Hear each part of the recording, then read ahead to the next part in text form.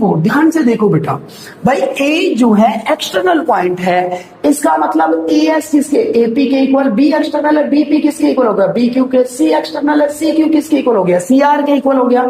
Similarly D R किसके equal हो गया, डी एस के। नाउ अब क्या करते हैं बेटा, ऐड कर लेते हैं, adding first second third and fourth we get. देखो भाई क्या मिलेगा हमें, इधर कर लेते हैं, AP plus PB, AP plus PB plus में C R plus D R, C R plus में D R is equal to A S plus में B Q, A S plus में बी क्यू प्लस में C Q plus D S, C Q plus में D S. बेटा AP plus PB ध्यान से देखो, AP plus PB दिखाई दे रहा है आपको, एपी प्लस पीबी कितना हो गया सर, एबी हो गया, कितना हो गया, AB plus C R plus D R, C R plus D R कितना हो गया, डीसी इज इक्वल टू बेटा B Q plus C Q कितना हो गया, या A S plus D S, A S plus D S कितना हो गया, एडी हो गया सर, और B Q plus C Q, B Q plus C Q कितना हो गया, बीसी हो गया।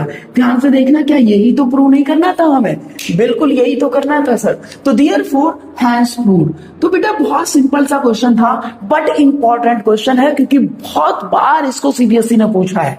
क्लियर है ना?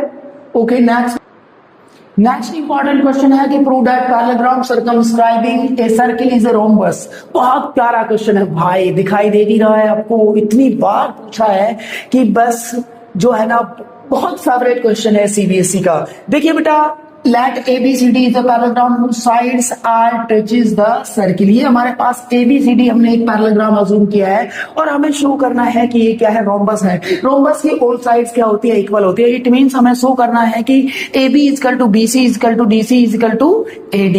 और गिवन क्या है कि हमें यहाँ गिवन क्या है बेटा, क्योंकि ये पैरेललोग्राम है तो AB किसके इक्वल होगा, DC के इक्वल होगा, एंड बेटा AD किसके इक्वल होगा, AD इक्वल होगा BC के। क्यों? क्योंकि पैरेललोग्राम की अपोजिट साइड्स क्या होती है, इक्वल और पैरेलल होती है। अच्छा बेटा, अब अगेन सेम वही कंसेप्ट है कि since A, B, C and D are external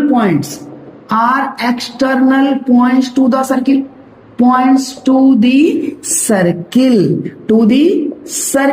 therefore we can say that AS किसके इक्वल होगा सर, AP के इक्वल होगा, AS किसके इक्वल होगा, AP के इक्वल होगा, और सर PB किसके इक्वल होगी, इसको इक्वेशन 1 बना दो।